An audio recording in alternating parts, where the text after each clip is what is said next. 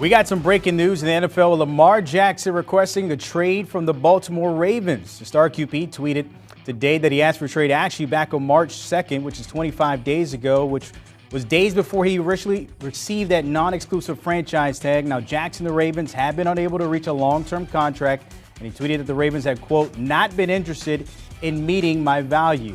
Of course, that conversation today, John Harbaugh at the NFL meetings discussing that. And our Jonathan Jones, lead NFL insider, of course, was there for all the commotion. And JJ, a few things to take apart here. He called this part of the business. He's preparing as if Lamar Jackson will be the starting quarterback once the season begins. Your takeaway of what Harbaugh said there?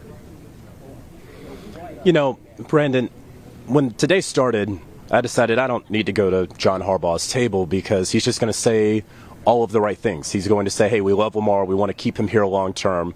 Not going to get into contract negotiations and say all the right things. And so I went to other AFC coaches, and then I get the text alert that Lamar Jackson and his tweets, and he's requested a trade.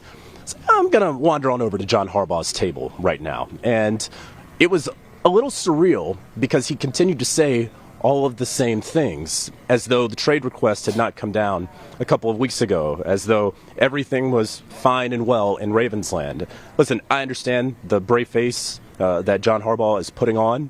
I understand why he is doing that as a face of that organization, certainly the one who's talking to the media.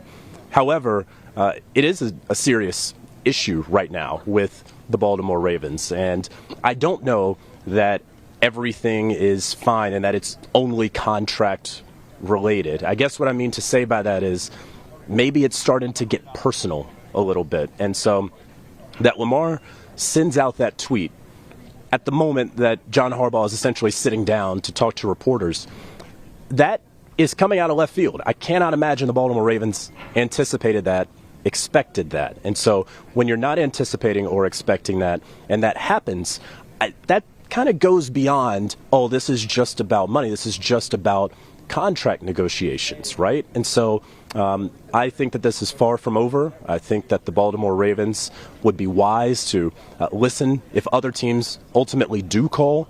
I know we're going to get into the non-exclusive tag and the options there. There are a lot of options that Lamar Jackson and the Ravens have. But if you had asked me earlier today, at the start of this morning out here at the Biltmore, that would Lamar Jackson ultimately be the week one starting quarterback with the Ravens, I would say more likely than not. But it's going to take a long time to get there. At this point, I think that those odds have shifted for me. I don't know that Lamar Jackson is going to be the starting quarterback for the Baltimore Ravens week one, no matter what John Harbaugh said earlier today. JJ, I was going to ask you about that non-exclusive tag, of course, that of course he's a part of now. The thoughts on what you just heard today on top of that, is there any leverage in Lamar's camp, or is this all on the Ravens now based on what we know? Lamar, after they slapped the non-exclusive franchise tag on Lamar Jackson to the tune of $32.4 million, he gained more leverage than he has ever had with the Baltimore Ravens. We can argue he has more leverage than the Ravens, or the Ravens have more, whatever you want to say. Ultimately, if he wants to play, he's ultimately going to be under contract for the Ravens. And if he doesn't play, then he's not going to see a dollar of that $32.4 million. But he does have leverage. I asked John Harbaugh, hey, did you hear directly or indirectly from potential free agents, guys that you wanted to bring on, who said, hey, we don't know because of the uncertainty at the quarterback position whether we want to join this team or not. Obviously, they would have been able to do much more if they had Lamar on a long-term contract, because that salary cap number would have been brought down significantly by at least $20 million. And so if you were a free agent a couple of weeks ago, do you say, all right, I like the situation over here, but then there's Baltimore, and we don't know who their quarterback is going to be. And so with this non-exclusive tag, look, Lamar is in no rush to sign it. He has absolutely no desire to sign that tag right now or anytime soon. As long as he doesn't sign it, he maintains the leverage that he currently has. And so I think that this is going to go on for some time unless some team pops up and says, hey, we're going to negotiate with Lamar. We're going to work out a contract. And then at that point, it's essentially a sign and trade. He goes, he signs the tag, he gets traded, and whether they match an offer sheet, you don't have to do that right now. And I don't know that that's even going to happen. I don't think that a team is going to put an offer sheet in on Lamar and then ask the Baltimore Ravens and wonder if they're going to match it or not. That's not what's going to happen. If he ultimately gets traded, Brandon, what's going to happen is the team is going to be negotiating with Lamar. And then they're going to have to trade with Baltimore once he signs that non-exclusive tag and send him on his way.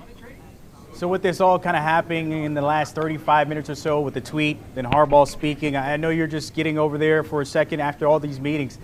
Has there been any dark horse teams after seeing this or hearing about this? Any rumblings you're hearing at the meetings now? Or is it still kind of quiet when it comes to maybe possibly a trade or someone maybe rekindling interest there for Lamar Jackson? Yeah, it's still quiet. I don't know that any team has reached out to Lamar. I don't know that any sort of negotiations have taken place.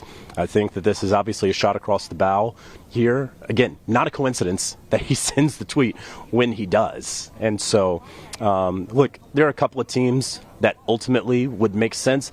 At the top of that list is the Indianapolis Colts. Look, they're picking number 4 overall in the draft. The top 2 quarterbacks are going to be gone to the Carolina Panthers and then to the Houston Texans. The Arizona Cardinals could trade down from 3, and then a quarterback-needy team can go up and get Anthony Richardson or Will Levis, but probably Anthony Richardson. And then the Colts are stuck with the 4th best quarterback in the draft if that's who they want to take at number 4 overall. Or the Colts could call their old friends, the Baltimore Ravens, and they could say, hey, we want to work something out with Lamar. It's going to be as close to a fully guaranteed deal as possible, maybe even 100% fully guaranteed, and we will trade you the number 4 overall pick, a pick next year, maybe a player, but the 4th overall pick is an incredibly valuable one for any team that is not in search of a franchise quarterback. Once that takes place, those things could happen. So we're all looking and trying to figure out, okay, what teams don't have the franchise quarterback, who can trade what sort of capital, who has the best capital. And it's very, very obvious that the Indianapolis Colts, in desperate need of a franchise quarterback, every year in the post-Andrew Luck years, they could go after Lamar Jackson. JJ, I kind of want to put a bow on this because you were there at camp in Baltimore before the season started, and here we are now. He still doesn't have a deal, and also the request for a trade earlier this month. Can you kind of summarize what you've seen from last summer to this point between the Ravens and Lamar Jackson here for us? Well, the negotiations went up until the start of the season, and then they cut off. And it became very clear that the Baltimore Ravens, while giving him a competitive deal compared to the market, it was not the deal that he ultimately wanted, right? I mean, the Cleveland Browns essentially kind of screwed up the entire market for everyone with that 5-year, $230 million fully guaranteed deal to Deshaun Watson. Is that going to be the future? Is that going to be the outlier? Obviously, players and the Players Union want that to be the future. The NFL team owners appear to want that to simply be an outlier. And so if the Ravens aren't going to meet Lamar there, you want to try to find that middle ground. It doesn't seem like they're going to find any middle ground anytime soon. Lamar could be an incredibly well-paid quarterback, getting a deal that would probably outpace Kyler Murray's deal, maybe be around the Russell Wilson deal, but that's not what he wants. He clearly wants a fully guaranteed contract or something that is incredibly close to 100% fully guaranteed. And so as long as the Baltimore Ravens are not willing to do that, I don't think that he's just going to sign whatever market competitive deal there may be. And so then you have to wonder who of the other teams would do that, because ultimately that's the deal that he will sign, because you're not going to trade for Lamar and just have him under the non-exclusive tag for 1 year. You're going to trade for him and sign him to that long-term deal. So that's where we're faced right now. I don't know that it's gotten ugly, but very clearly behind the scenes, it's not as peachy as maybe John Harbaugh made it appear earlier today. As I mentioned, Harbaugh saying it's still part of the business here. All right, you're not just there for Lamar Jackson news and not just the flowers as well. Of course, it's the first day of meetings. What else are you looking forward to? Are we going to hear anything about Aaron Rodgers maybe in the Jets? I mean, what else is out there? You know, I was over at Robert Saleh's table earlier today before the Lamar Jackson tweets came down. He wasn't saying anything about Aaron Rodgers. I can tell you this. I believe that it started to get a little personal between the Jets and the Packers. Look, at this point, I know there's been a lot of discussion about who has leverage. Is it necessarily the Packers have more leverage? Do the Jets have more leverage? Look, if one team had more leverage than another, this deal would have already been done.